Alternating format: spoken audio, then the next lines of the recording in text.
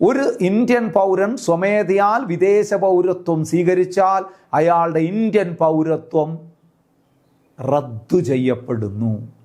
7 വർഷം ഇന്ത്യക്ക് പുറത്ത് പോയിട്ട് യാതൊരു അറിയിപ്പുമില്ലാതെ മറ്റ് വിദേശ രാജ്യങ്ങൾ തുടർച്ചയായിട്ട് 7 വർഷം താമസിച്ചു കഴിഞ്ഞാൽ തീർച്ചയായിട്ടും അയാളുടെ ഇന്ത്യൻ പൗരത്വം നമ്മൾ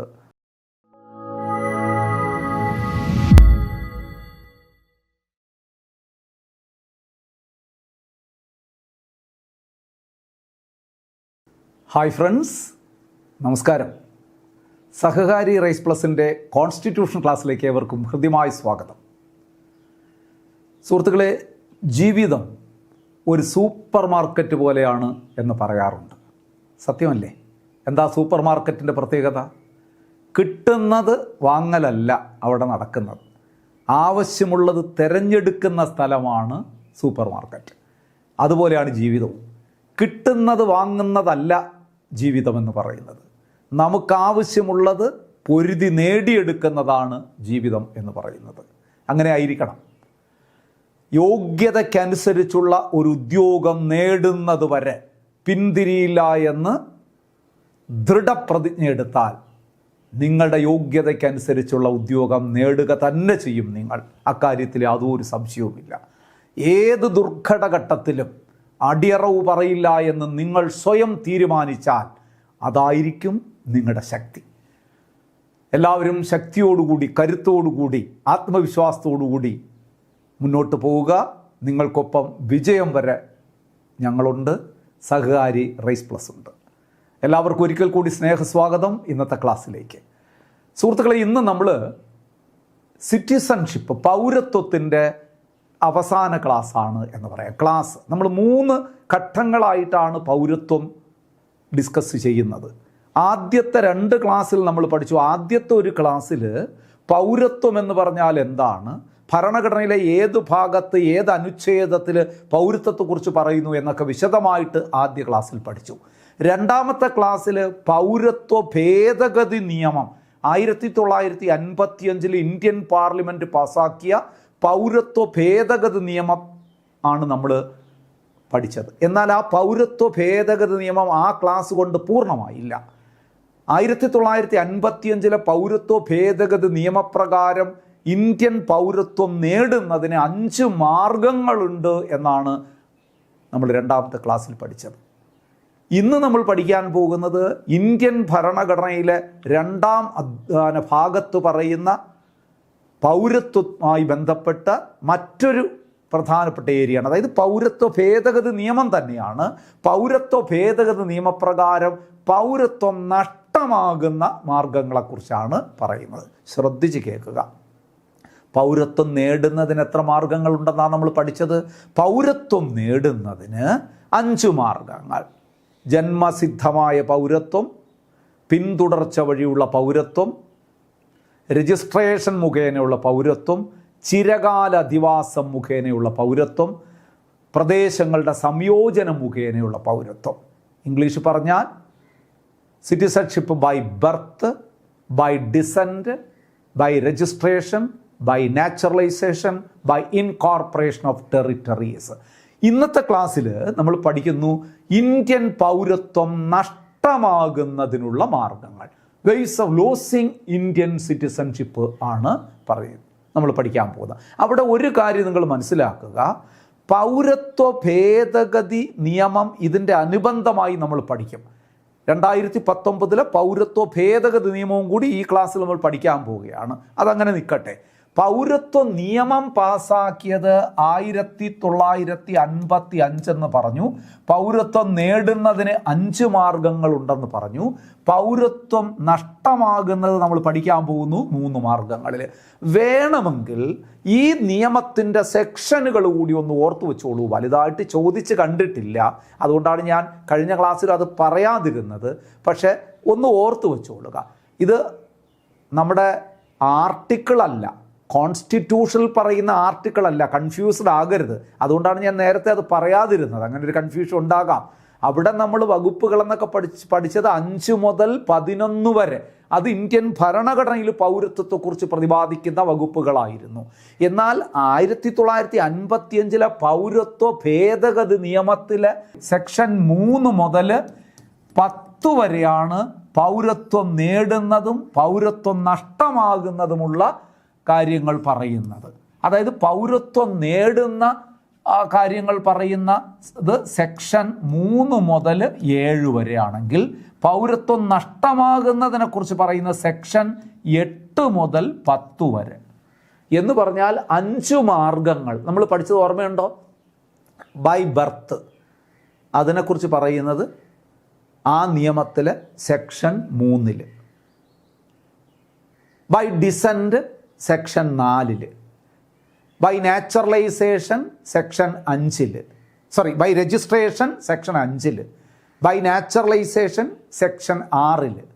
by incorporation of territory section 7. അപ്പം പൗരത്വം നേടുന്ന മാർഗങ്ങളെക്കുറിച്ച് പ്രതിപാദിക്കുന്ന ഇന്ത്യൻ പൗരത്വ നിയമത്തിലെ വകുപ്പുകൾ, സെക്ഷനുകൾ ഏതെന്ന് ചോദിച്ചാൽ 3 മുതൽ 7 വരെ ഓർഡറായി പറഞ്ഞാൽ മതി. 3 by birth, section 4 by descent, section 5 by registration, section 6 by naturalization, section 7 by incorporation of territory.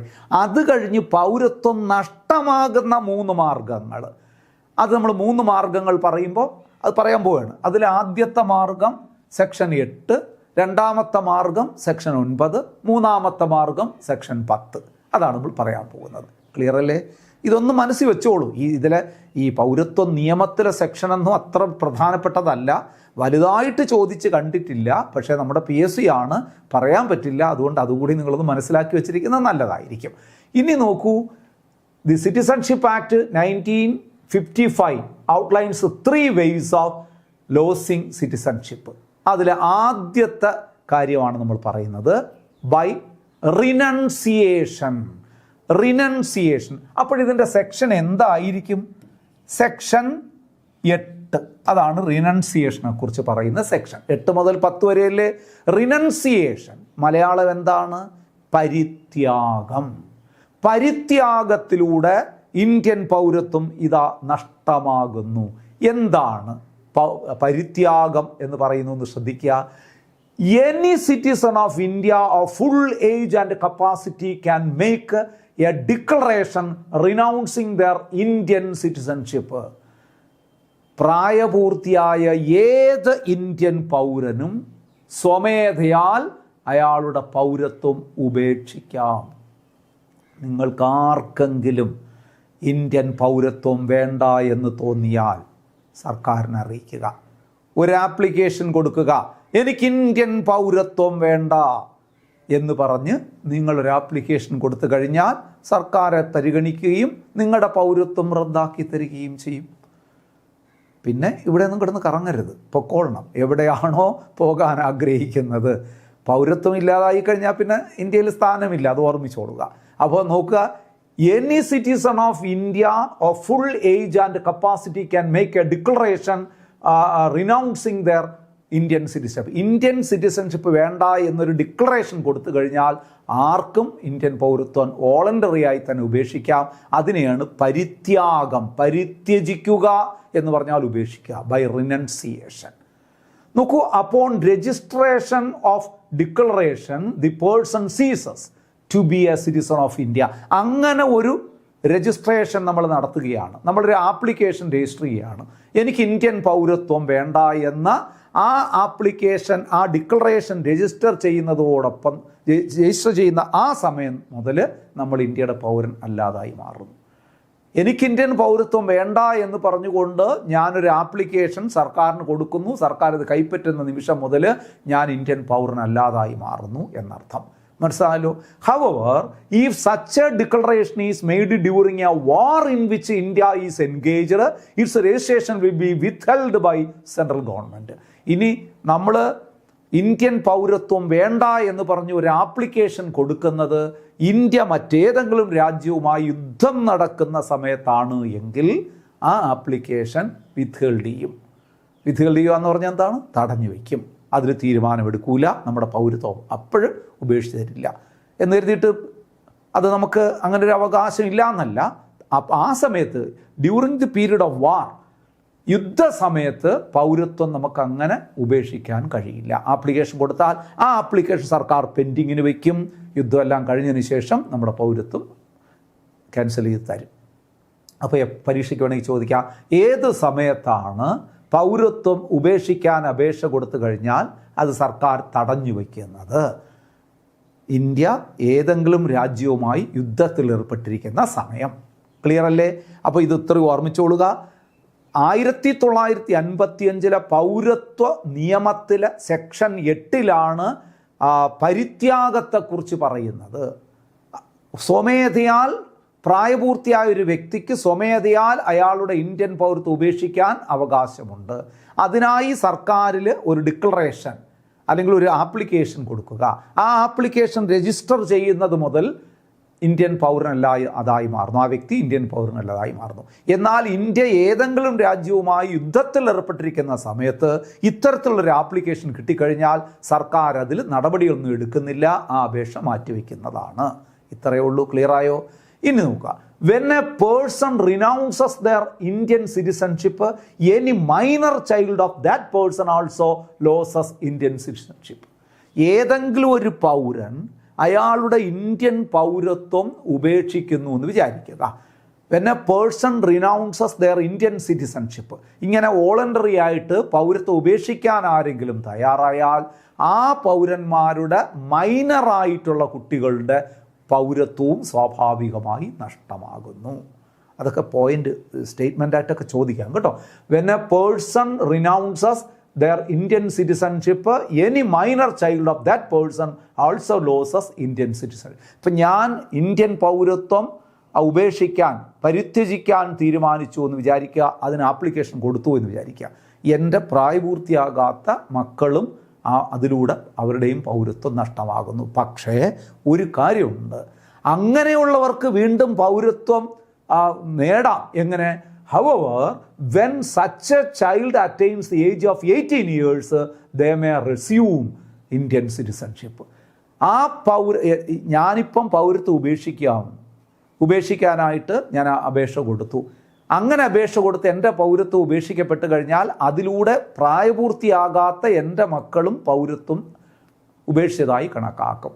പക്ഷേ ആ മക്കൾ 18 വയസ്സ് പൂർത്തിയാകുമ്പോൾ അവരാവശ്യമായി ഇന്ത്യ ഗവൺമെൻറ് മുമ്പിൽ വരികയാണ്, ഞങ്ങൾക്ക് ഇന്ത്യൻ പൗരത്വം വേണം, ഞങ്ങളുടെ അച്ഛൻ ഇന്ത്യൻ പൗരത്വം ഉപേക്ഷിച്ചതൊക്കെ ശരി, ഞങ്ങൾ ഇന്ത്യൻ പൗരനായി തുടരാൻ ആഗ്രഹിക്കുന്നു എന്ന് പറഞ്ഞ് വന്നാൽ അവർക്ക് പൗരത്വം തിരികെ നൽകുന്നതാണ്. അതിന് പിന്നെ വലിയ ഫോർമാലിറ്റി ഒന്നുമില്ല.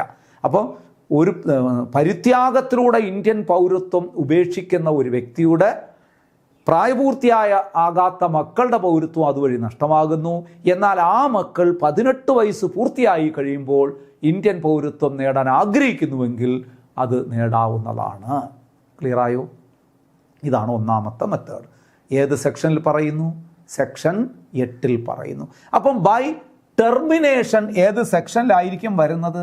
സെക്ഷൻ 9 ആയിരിക്കും അല്ലേ? ഇത് ഏതിലെ സെക്ഷനാണ്? 1955 പൗരത്വ നിയമത്തിൻ്റെ സെക്ഷനാണ്.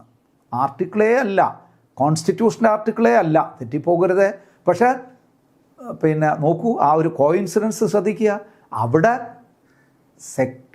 ആർട്ടിക്കിൾ 9 പറഞ്ഞ കാര്യം തന്നെയാണ് ഇവിടത്തെ 9 നമ്മൾ പറയാൻ പോകുന്നത്. മനസ്സിലാവുന്നുണ്ടല്ലോ? ആർട്ടിക്കിൾ 9 പറഞ്ഞ ഓർമ്മയുണ്ടോ? If an Indian citizen voluntarily acquires citizenship of another nation, his Indian citizenship will be terminated. ഒരു ഇന്ത്യൻ പൗരൻ സ്വമേധയാൽ വിദേശ പൗരത്വം സ്വീകരിച്ചാൽ അയാളുടെ ഇന്ത്യൻ പൗരത്വം റദ്ദു ചെയ്യപ്പെടുന്നു. ഒരു ഇന്ത്യൻ പൗരൻ സ്വമേധയാൽ വിദേശ പൗരത്വം സ്വീകരിച്ചാൽ അയാളുടെ ഇന്ത്യൻ പൗരത്വം റദ്ദു ചെയ്യപ്പെടുന്നു. അത് തന്നെയാണ് ഇവിടെയും പറയുന്നത്. അപ്പോൾ ആർട്ടിക്കിൾ 9 ഈ നിയമത്തിലെ സെക്ഷൻ 9 ഏതാണ്ട് ഒരു കാര്യം തന്നെയാണ് പറയുന്നത്. When an Indian citizen voluntarily acquires citizenship of another country, their Indian citizenship is automatically terminated. അയാൾ അപേക്ഷയൊന്നും കൊടുക്കണ്ട, ഒന്നും ചെയ്യണ്ട. ഒരു ഇന്ത്യൻ പൗരൻ വിദേശ രാജ്യത്ത് പോയി പൗരത്വം എടുക്കുകയാണ് എങ്കിൽ അയാളുടെ ഇന്ത്യൻ പൗരത്വം ഓട്ടോമാറ്റിക്കായിട്ട് തന്നെ റദ്ദ് ചെയ്യപ്പെടുന്നു, ടെർമിനേറ്റ് ചെയ്യപ്പെടുന്നു എന്ന് ഓർമ്മിച്ചോളുക. ക്ലിയർ അല്ലേ? This provision does not apply during war in which India is engaged. ഇത് മിക്കവാറും എല്ലാത്തിലും വരുന്ന പോയിൻ്റാണ്. പക്ഷെ അങ്ങനെ ഒരാൾ വിദേശത്ത് പോയി ഇന്ത്യൻ പൗരത്വം എടുത്താലും ഈ യുദ്ധസമയമാണെങ്കിൽ അപ്പോഴയാളുടെ ഇന്ത്യൻ പൗരത്വം നമ്മൾ ടെർമിനേറ്റ് ചെയ്യില്ല. യുദ്ധസമയത്ത് പൗരത്വം വാസ്തവത്തിൽ ടെർമിനേറ്റ് ചെയ്യില്ല. നേരത്തെ നമ്മൾ റിനൗൺസിയേഷനിലൂടെ പൗരത്വം ഉപേക്ഷിക്കാൻ കഴിയില്ല എന്ന് പറഞ്ഞതുപോലെ ഈ സമയത്ത് ടെർമിനേറ്റും ചെയ്യില്ല. ക്ലിയർ അല്ലേ? യുദ്ധസമയത്ത്. ഇനി മൂന്നാമത്തത്, അപ്പോൾ അതിൽ സെക്ഷൻ എന്തായിരിക്കും? 10 ആയിരിക്കും. ഏത് നിയമത്തിലെ? സിറ്റിസൺഷിപ്പ് ആക്ട് 1955 സെക്ഷൻ 10 പറയുന്നത് losing citizenship by deprivation. Deprivation എന്ന് പറഞ്ഞാൽ പൗരത്വാപഹരണം. നോക്കൂ, ആദ്യം നമ്മൾ പറഞ്ഞത് റിനൗൺസിയേഷൻ, പിന്നെ പറഞ്ഞ ടെർമിനേഷൻ, ഇപ്പൊ പറയുന്നു ഡിപ്രവേഷൻ. പച്ച മലയാളത്തിൽ പറഞ്ഞാൽ പരിത്യാഗം, പൗരത്വം നിർത്തലാക്കൽ, പൗരത്വ അപഹരണം. ഫോഴ്സ്ഫുള്ളായിട്ട് കൊടുത്ത പൗരത്വത്തെ തിരിച്ചെടുക്കുന്നതാണ് ഡിപ്രവേഷൻ. ആദ്യം സ്വമേധയാൽ ഒരു ഇന്ത്യൻ പൗരൻ അയാളുടെ പൗരത്വം ഉപേക്ഷിക്കുന്നു, അതാണ് റിനൗൺസിയേഷൻ. രണ്ടാമത് പറഞ്ഞത് ടെർമിനേഷൻ, അത് ഓട്ടോമാറ്റിക്കലായി സംഭവിക്കുന്നതാണ്. ഒരു ഇന്ത്യൻ പൗരൻ വിദേശ രാജ്യത്ത് പോയി അവിടുത്തെ പൗരത്വം സ്വീകരിക്കുകയാണെങ്കിൽ അയാളുടെ ഇന്ത്യൻ പൗരത്വം സ്വാഭാവികമായിട്ട് അല്ലെങ്കിൽ ഓട്ടോമാറ്റിക്കായിട്ട് റദ്ദ് ചെയ്യപ്പെടുന്നു. ക്ലിയർ അല്ലേ? ഇനി ഡിപ്രവേഷൻ എന്ന് പറഞ്ഞാൽ പൗരത്വ അപഹരണം. കൊടുത്ത പൗരത്വത്തെ നമ്മൾ തിരിച്ചെടുക്കുകയാണ്, ഫോഴ്സ്ഫുള്ളായിട്ട് തിരിച്ചെടുക്കുകയാണ്. അത് ഏതൊക്കെ സാഹചര്യമാണെന്ന് നോക്കുക. This is a compulsory termination. ഈ വാക്കൊക്കെ ശ്രദ്ധിക്കണം. വോളണ്ടറി അല്ല, ഇത് compulsory termination of Indian citizen by the central government. കേന്ദ്ര ഗവൺമെൻറ് ഒരു വ്യക്തിക്ക് കൊടുത്ത പൗരത്വത്തെ തിരിച്ചെടുക്കുകയാണ്. അപ്പോൾ ഇത് ആർക്കായിരിക്കാം? ആരുടെ പൗരത്വം ആയിരിക്കാം? നാച്ചുറലൈസേഷനിലൂടെയോ രജിസ്ട്രേഷനിലൂടെയോ ഒക്കെ പൗരത്വം എടുത്ത ആൾക്കാരുടെ. ഇനി ഒരു കാര്യം കൂടെ നമ്മൾ ഓർക്കണം, ഈ നാച്ചുറൽ സിറ്റിസൺഷിപ്പ് ഒരു കാരണവശാലും തിരിച്ചെടുക്കാൻ പറ്റില്ല. അത് ടെർമിനേറ്റ് ചെയ്യാം. ഏത്? അയാൾ വേറെ എവിടെയെങ്കിലും പോയി പൗരത്വം എടുത്താൽ ടെർമിനേറ്റ് ചെയ്യാം. അല്ലാതെ ഒരിക്കലും ഒരു പൗരത്വം റദ്ദ് ചെയ്യാനൊന്നും എന്ത് ചെയ്യാൻ പറ്റില്ല, ഗവൺമെൻറ്റിന് അധികാരമില്ല. അപ്പോൾ ഏറ്റവും വലിയൊരു ക്രിമിനലാണെന്ന് വിചാരിക്കുക, അയാൾക്ക് ക്രിമിനൽ കുറ്റത്തിന് ശിക്ഷ കൊടുക്കാം, അല്ലാതെ അയാളുടെ പൗരത്വം എടുത്ത് കളയാൻ പറ്റും. അത് വലിയ കുറ്റകൃത്യം ചെയ്ത വ്യക്തിയാണ്, അതുകൊണ്ട് അവരുടെ പൗരത്വം എടുത്ത് കളയാൻ പറ്റും? അങ്ങനെയൊന്നും പറ്റില്ല. പക്ഷേ ഇവിടെ നാച്ചുറലൈസേഷനിലൂടെയോ രജിസ്ട്രേഷനിലൂടെയോ പൗരത്വം നേടിയ ഒരു വ്യക്തിയുടെ പൗരത്വം ചില സാഹചര്യങ്ങളിൽ ഗവൺമെൻറ്റിന് കമ്പൽസറി ടെർമിനേഷൻ നടത്താം. അതിന് ഏതൊക്കെ സാഹചര്യങ്ങളാണെന്ന് പറയുകയാണ്. The citizen has obtained citizenship by fraud. നാച്ചുറലൈസേഷനിലൂടെയോ രജിസ്ട്രേഷനിലൂടെയോ ഇന്ത്യൻ പൗരത്വം നേടുന്നതിന് ആപ്ലിക്കേഷൻ കൊടുക്കണം, സർക്കാരിൻ്റെ മുമ്പിൽ അപേക്ഷ വയ്ക്കണം. ഈ അപേക്ഷ കൊടുക്കുന്നതിനോടൊപ്പം തന്നെ ഒരുപാട് ഡോക്യുമെൻറ്റുകളും ഹാജരാക്കണം. ഇപ്പോൾ അയാൾ ഏത് രാജ്യക്കാരൻ, എത്ര കാലം ഇവിടെ വന്നു, എത്ര കാലമായി ഇവിടെ വന്നിട്ട്, ഇവിടെ ഏത് മേഖലയിൽ പ്രവർത്തിക്കുന്നു, എന്തുകൊണ്ട് ഇന്ത്യൻ സിറ്റിസൺ ആകാൻ അയാൾ ആഗ്രഹിക്കുന്നു, ഇങ്ങനെയുള്ള ഒരുപാട് ചോദ്യങ്ങൾക്ക് അയാൾ മറുപടി പറയണം.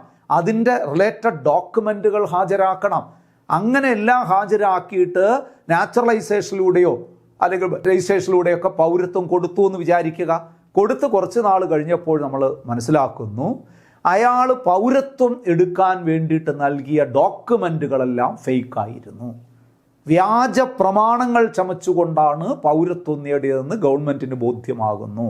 The citizen has obtained citizenship by fraudulent മീൻസിലൂടെ, വഞ്ചനാപരമായ മാർഗങ്ങളിലൂടെ പൗരത്വം നേടി എന്നറിഞ്ഞാൽ ആ പൗരത്വം കമ്പൽസറി ടെർമിനേഷന് വിധേയമാക്കും. ക്ലിയർ അല്ലേ? ഇനി നോക്കൂ, the citizen has shown disloyalty to the constitution of India. ഉണ്ടോ? അടുത്ത സാഹചര്യം ഏതാണ്? കൊടുത്ത പൗരത്വം കമ്പൽസറിയായി ടെർമിനേറ്റ് ചെയ്യുന്ന മറ്റൊരു സാഹചര്യം, the citizen has shown disloyalty to the constitution of India. ഭരണഘടനയെ അനാദരിക്കുന്നു, ഇന്ത്യൻ ഭരണഘടനയോട് അനാദരവ് കാട്ടുന്നു. എങ്ങനെയാണ് അയാൾ പൗരത്വം നേടിയത്? ഇന്ത്യൻ ഭരണഘടന അനുസരിച്ചു കൊള്ളാം, ഇന്ത്യയിലെ നിയമവ്യവസ്ഥകൾ പാലിച്ചു കൊള്ളാം എന്നൊക്കെ ഡിക്ലറേഷൻ നടത്തിയിട്ടാണ്. എന്നിട്ട് അയാൾ ചെയ്യുന്നത് ഇന്ത്യൻ ഭരണഘടനയെ വെല്ലുവിളിക്കുന്നു, ഭരണഘടനയെ അനാദരിക്കുന്നു. ആ ഒറ്റ ഗ്രൗണ്ടിൽ തന്നെ അവൻ്റെ പൗരത്വം നമുക്ക് എന്ത് ചെയ്യാവുന്നു? ഡിപ്രവേഷന് വിധേയമാക്കാം, പൗരത്വ അപഹാരം നടത്താം, കമ്പൽസറി ടെർമിനേഷൻ നടത്താം. ക്ലിയർ അല്ലേ? അടുത്ത സാഹചര്യം നോക്കൂ. The citizen has unlawfully traded or communicated with an enemy during war. India ഇപ്പോൾ നോക്കൂ, ഇന്ത്യയും പാകിസ്ഥാനും തമ്മിൽ വാർ നടക്കുകയാണെന്ന് വിചാരിക്കുക. ഈ സമയത്ത് ഈ വ്യക്തി എന്ത് ചെയ്യുന്നു? പാകിസ്ഥാനുമായിട്ട് നിരന്തരം ബന്ധം പുലർത്തുന്നു, നമ്മുടെ ശത്രുരാജ്യവുമായിട്ട്, ശത്രുക്കളുമായിട്ട് നിരന്തരം ആശയവിനിമയം നടത്തുന്നു, ആ ബിസിനസ് നടത്തുന്നു, ഇങ്ങനെ കാര്യങ്ങളൊക്കെ ചെയ്യുന്നു. അത് ഡിപ്രവേഷന് കാരണമായി മാറും, പൗരത്വ അപഹരണത്തിന് കാരണമായി മാറും. അപ്പോൾ നോക്കൂ, ഫ്രാഡുലൻ്റ് മീൻസിലൂടെ പൗരത്വം നേടുമ്പോൾ, അതുപോലെ തന്നെ ഭരണഘടനയോട് അനാദരവ് പുലർത്തുമ്പോൾ, ശത്രുരാജ്യവുമായിട്ട് നിരന്തരം ആശയവിനിമയം നടത്തുമ്പോൾ എന്ത് ചെയ്യാവുന്നതാണ്? തീർന്നില്ല, ഇനിയുമുണ്ട്. അടുത്ത പ്രധാനപ്പെട്ട പോയിന്റ് ശ്രദ്ധിക്കുക. The citizen has within 5 years after registration or naturalization been impressed in any country for 2 years. കണ്ട, അതായത് നാച്ചുറലൈസേഷനിലൂടെയോ രജിസ്ട്രേഷനിലൂടെയോ പൗരത്വം നേടി 5 വർഷത്തിന് ഇടയിൽ മറ്റൊരു വിദേശ രാജ്യത്ത് 2 വർഷമെങ്കിലും ശിക്ഷിക്കപ്പെട്ട് തടവിലായി എന്ന് വിചാരിക്കുക. ഇവിടെ പൗരത്വം എടുത്തിട്ട് 5 വർഷം പോലും ആയിട്ടില്ല. ഈ 5 വർഷത്തിനിടയിൽ മറ്റേതെങ്കിലും രാജ്യത്ത് 2 വർഷമെങ്കിലും തടവിലാക്കപ്പെട്ട ഒരു വ്യക്തിക്ക് ഇന്ത്യൻ പൗരത്വം നമ്മൾ തിരിച്ചെടുക്കും. ആ വ്യക്തിയുടെ ഇന്ത്യൻ പൗരത്വം നമ്മൾ തിരിച്ചെടുക്കും. മനസ്സിലായല്ലോ? The citizen has within 5 years after registration or naturalisation have imprisoned എന്ന് പറഞ്ഞ എന്താണ്? തടവിലാക്കിയിരിക്കുന്നു. ഇനി എനി കൺട്രി, അതായത് നമ്മുടെ നാച്ചുറലൈസേഷനിലൂടെയോ രജിസ്ട്രേഷനിലൂടെയോ ഇന്ത്യൻ പൗരത്വം നേടിയൊരു വ്യക്തി 5 വർഷത്തിനിടയിൽ മറ്റേതെങ്കിലും ഒരു വിദേശ രാജ്യത്ത് 2 വർഷത്തെ തടവ് അനുഭവിക്കേണ്ടി വന്നാൽ ആ കാരണം കൊണ്ട് അയാളുടെ പൗരത്വം, ഇന്ത്യൻ പൗരത്വം നമ്മൾ തിരിച്ചെടുക്കും. ഇനി ഒരു പോയിന്റ് കൂടെ ശ്രദ്ധിക്കണം. ഈ പോയിന്റുകളെല്ലാം സ്റ്റേറ്റ്മെൻറ്റ് ക്വസ്റ്റ്യൻ ഉള്ളതുകൊണ്ട് ഒന്നും ഒഴിവാക്കരുതേ. നോക്കൂ, the citizen has been ordinary resident out of India for 7 years continuously. അതായത് ഇവിടെ പൗരത്വമൊക്കെ എടുത്തിട്ട് മറ്റേതെങ്കിലും രാജ്യത്ത് പോയി തുടർച്ചയായി 7 വർഷം സ്ഥിരതാമസമാകുന്നു. നമ്മുടെ ഇവിടെ യാതൊരു മുന്നറിയിപ്പ് നൽകാതെ ഒരു സിറ്റിസൺ മറ്റ് രാജ്യത്ത് പോയി 7 വർഷമെങ്കിലും തുടർച്ചയായിട്ട് താമസിക്കുകയാണെങ്കിൽ അവൻ്റെ പൗരത്വവും ഡിപ്രവേഷന് വിധേയമാക്കും. പക്ഷേ ഇത് ആർക്ക് ബാധകമല്ല? This will not apply if they are a student abroad. വിദേശത്ത് പഠിക്കുന്ന സ്റ്റുഡൻറ്റ്, ഇപ്പോൾ ഒരു കുറേ വർഷങ്ങൾ പഠിക്കേണ്ടുന്ന കോഴ്സിലേക്ക് പോയ ആളാണ്, അയാൾ അവിടെ സ്ഥിരമായി നിന്ന് പഠിക്കുന്ന ആൾക്കാർക്ക് ഇത് ബാധകമല്ല. മനസ്സിലാകുന്നുണ്ടല്ലോ? അതുപോലെ തന്നെ or in the service of government in India ഗവൺമെൻറ്റിൻ്റെ ഏതെങ്കിലും സർവീസിൽ, വിദേശ കോൺസുലേറ്റിലും മറ്റുമൊക്കെ വർക്ക് ചെയ്യുന്ന വ്യക്തികൾ, അവരും അവിടെ താമസിക്കുന്നതിൽ തെറ്റൊന്നുമില്ല. അല്ലാതെ യാതൊരു മുന്നറിയിപ്പും ഇല്ലാതെ ഒരു ഇന്ത്യൻ പൗരൻ, ഇത് പരീക്ഷയ്ക്ക് ഈ അടുത്ത കാലത്തും ചോദിച്ചാണ്, ഒരു ഇന്ത്യൻ പൗരൻ വിദേശ രാജ്യത്ത് പോയി തുടർച്ചയായി എത്ര വർഷം താമസിക്കുമ്പോഴാണ് അയാളുടെ പൗരത്വം നമ്മൾ കമ്പൽസറി ടെർമിനേറ്റ് ചെയ്യുന്നതെന്നൊരു ചോദ്യം ഈ അടുത്ത കാലത്ത് പരീക്ഷ ചോദിച്ചു. ആൻസർ 7 വർഷമാണ്. 7 വർഷം ഇന്ത്യക്ക് പുറത്ത് പോയിട്ട് യാതൊരു അറിയിപ്പുമില്ലാതെ മറ്റ് വിദേശ രാജ്യങ്ങൾ തുടർച്ചയായിട്ട് 7 വർഷം താമസിച്ചു കഴിഞ്ഞാൽ തീർച്ചയായിട്ടും അയാളുടെ ഇന്ത്യൻ പൗരത്വം നമ്മൾ ഡിപ്രവേഷന് വിധേയമാക്കും. ഇത്രയും കാര്യങ്ങൾ ഓർത്തിരിക്കുക. ഇനി ആ 3 കാര്യങ്ങൾ നമ്മളൊരു ചാർട്ടിലൂടെ പറയാം. Losing Indian citizenship 3 ways as per citizenship act 1955. ആദ്യം നമ്മൾ പറഞ്ഞ എന്താണ്? നോക്കൂ, റിനൗൺസിയേഷൻ, വോളണ്ടർലി ഗിവ്സ് അപ്പ്. നമ്മൾ വോളണ്ടർലി ഗിവ്സ് അപ്പ്, നമുക്ക് വേണ്ടാന്ന് തോന്നി പൗരത്വം ഉപേക്ഷിക്കുന്നു. രണ്ടാമത്തെ മെത്തേഡ് എന്താണ്? The termination, acquires other country citizenship. മറ്റ് രാജ്യത്തെ പൗരത്വം എടുക്കുമ്പോൾ സ്വാഭാവികമായിട്ട് നമ്മൾ ടെർമിനേറ്റ് ചെയ്യും, അത് റദ്ദാക്കും. ഇനി നോക്കൂ, ഇത് കമ്പൽസറി ടെർമിനേഷനാണ്. Compulsory by government. എന്തുകൊണ്ട്? Fraud, disloyalty etcetera. എന്തെങ്കിലും വഞ്ചനാപരമായ കാര്യങ്ങൾ ചെയ്യുമ്പോൾ, അതുപോലെ തന്നെ എന്താണ് നമ്മുടെ എന്തെങ്കിലും ഒരു ഫ്രോഡ് ചെയ്യുമ്പോൾ, ഭരണഘടനയോട് അനാദരവ് കാണിക്കുമ്പോൾ, അല്ലെങ്കിൽ രജിസ്ട്രേഷനിലൂടെയും നാച്ചുറലൈസേഷനിലൂടെയും ഇന്ത്യൻ പൗരത്വം നേടിയിട്ട് 5 വർഷത്തിനിടയിൽ മറ്റേതെങ്കിലും രാജ്യത്ത് 2 വർഷമെങ്കിലും തടവിലാക്കപ്പെട്ടു പോയി കഴിഞ്ഞാൽ, ഇങ്ങനെ പല സാഹചര്യം, ഇനി യാതൊരു മുന്നറിയിപ്പുമില്ലാതെ മറ്റു രാജ്യത്ത് പോയി 7 വർഷം തുടർച്ചയായി താമസിക്കുകയാണെങ്കിൽ ഒക്കെ അത് ഡിപ്രവേഷനിലൂടെ ഇന്ത്യൻ പൗരത്വം നമ്മൾ നഷ്ടമാക്കും. ഇതാണ് 3 പ്രധാനപ്പെട്ട മാർഗങ്ങൾ. വെരി വെരി വെരി ഇമ്പോർട്ടൻ്റ് ആണ്, പഠിക്കണം. അപ്പോൾ 5 മാർഗങ്ങളിലൂടെ ഇന്ത്യൻ പൗരത്വം നേടാം, 3 മാർഗങ്ങളിലൂടെ ഇന്ത്യൻ പൗരത്വം നഷ്ടമാകാം. പേരുകൾ മറക്കരുത്. നേടുന്ന 5 മാർഗങ്ങൾ: by birth, by descent, by registration, by naturalization, by incorporation of territories.